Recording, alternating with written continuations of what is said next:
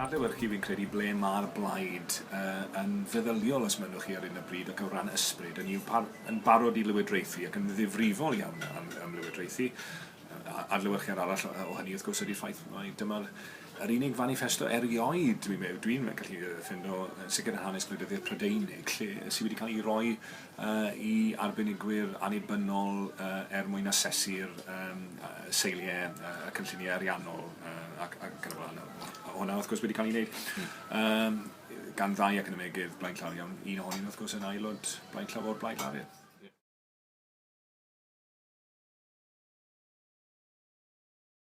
Nonsens wrth gwrs ydy hyn. Mae'r gwasanaeth iechyd dros y blynyddoedd diwethaf wedi bod yn anelu am 400 o gynulon. Gad ni alw nhw yn welliannau cynhyrchiant, productivity improvements. Hynny yw peidio gwastraffu arian. Hynny yw cyrraedd yr un nod, neu'r un canlyniadau, wrth gwrs, ond yn defnyddio dulliau mwy effeithlon neu mwy arloesol. Allen ni ddim cario mlaen fel i ni. Felly mae angen newid. Nid newid mwy newid, wrth gwrs, ond beth ni'n wneud trwy cyfuno iechyd a gofal, wrth gwrs, ydy cael gwared o'r wal berlin yma sydd wedi bod rhwng iechyd a gofal. Fel i ni'n wrth i gymdeithas heneiddio, mae'r gwahaniaeth rhwng iechyd a'r hyn sy'n cael ei gynrychioli fel gofal yn mynd yn dyneiach wrth gwrs. Mae'n anodd iawn i weid pryd mae un yn gorffen a pryd mae'r llall yn dechrau.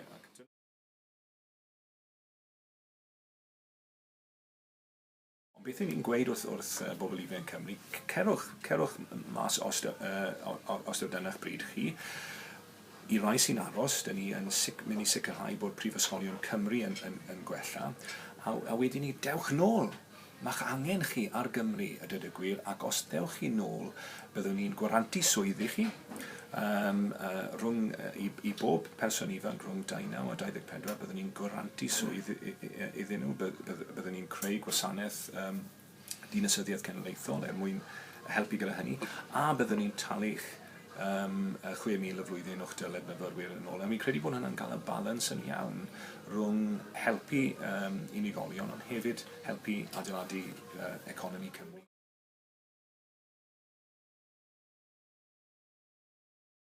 Mae'n holl bwysig, dwi'n meddwl, bod ni'n creu ardaloedd trefol o ddigon o faint o fewn y Gymru Gymraeg orllewinol traddodiadol. Mae'n rhaid i ni creu nid y felychu yn union, y profiad dinesig, ond ar raddfa gwahanol.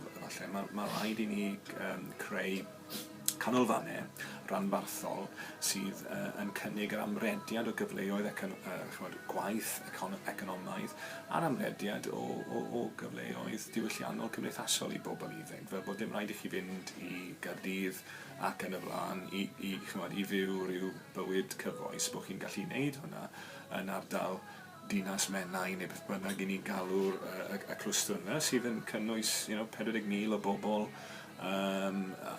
lot o bobl ifanc yn pentynu i'r ardal yna, Caerfyrddin wrth gwrs gyda'r ffencadlys esmod ac yn symud ar thwf y brifysgol ac yn y blaen.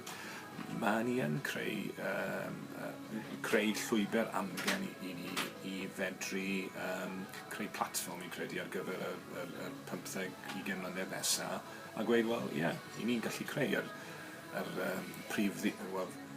gallen ni gael cystadleuaeth yn golygu ble mae prif ddinas y Gymru Gymraeg orllewinol beth bynnag, ond ni'n creu dyna'r math o ymagwedd dwi'n credu sydd angen arno ni ar gyfer y dyfodol.